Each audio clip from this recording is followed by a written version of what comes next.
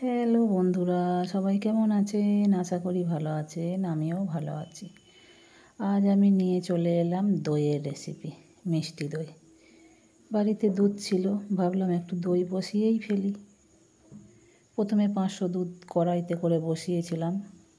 তারপরে মনে হলো না, দুধ তো আছে, তাহলে একটু বেশি করেই বসাবো যখন, বলে 2 লিটার দুধ ডেকচিতে করে কেটে বসিয়ে দিলাম।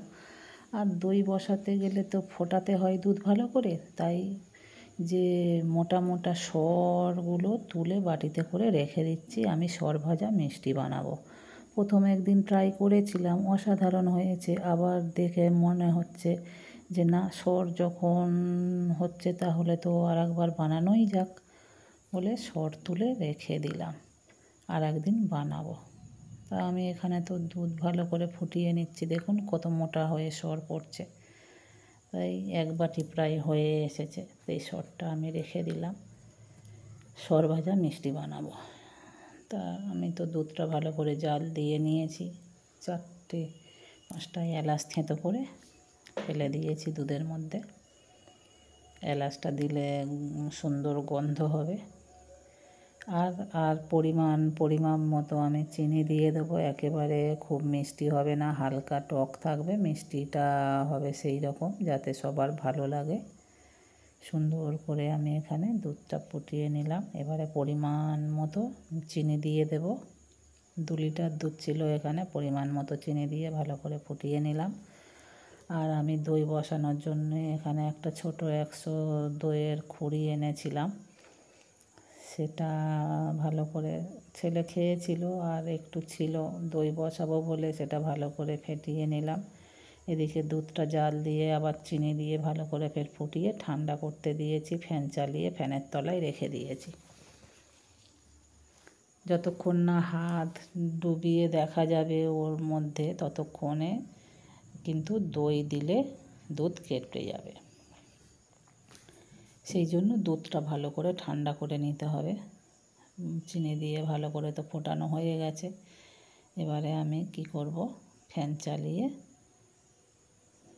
এদিকে নিয়ে এসে টেবিলের মধ্যে রেখে দেব ফ্যান চালিয়ে। ঠান্ডা হয়ে গেছে, ফ্যান চালিয়ে রেখেছিলাম। দইটা ছিল সেটা ভালো করে ফেটিয়ে নিচ্ছি। এবারে দুধের সঙ্গে মিশিয়ে দেব। দুধের সঙ্গে তো মেশাবো, মিশিয়ে আমি এটা ছাদের মধ্যে বসিয়ে দিয়ে আসবো। ডেকচির ঢাকনাটা চাপা দিয়ে, একটা বেডশিট চাপা দিয়ে ছাদে রেখে দিয়ে এসেছিলাম দুপুর 1টার সময়। আর এই দেখুন, টানটানা কত সুন্দর দই বসে গেছে দেখুন। দুপুর 1টায় বসিয়েছি আর সন্ধ্যে 7টায় নামিয়ে নিয়ে এসেছি। অসাধারণ অসাধারণ অসাধারণ, জাস্ট অসাধারণ।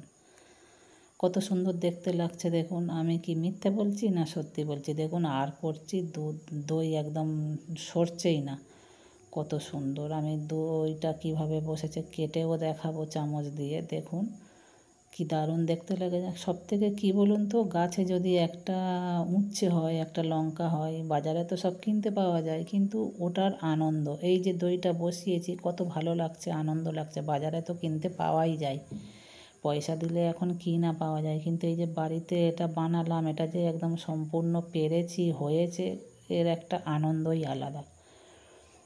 তারপরে যে সবাই খেয়ে ভালো বলবে, ভালো লাগে যে না ঠিকঠাক হয়েছে। দেখুন কত সুন্দর হয়েছে। দেখুন আমি চামচ দিয়ে কাটবো, চামচটা বসছেই না। নতুন বন্ধু হলে চ্যানেলটা সাবস্ক্রাইব করে পাশে থাকবেন। চ্যানেলটা সাবস্ক্রাইব করার অনুরোধ রইল। আর এইভাবে পাশে থাকবেন, সাথে থাকবেন। পাশে থাকা বেল বাটনটা প্রেস করে দেখুন, পাশে থাকা বেল বাটনটা প্রেস করে রাখবেন যাতে আমি ভিডিও ছাড়লে আপনাদের কাছে পৌঁছে যায়। আর আপনাদের সহযোগিতায় আমি যেন এগিয়ে নিয়ে যেতে পারি আমার এই ছোট্ট চ্যানেলটা। প্লিজ বন্ধুরা, চ্যানেলটা সাবস্ক্রাইব করে পাশে থাকবেন আর সাথে থাকবেন। সবাই ভালো থাকবেন। টাটা।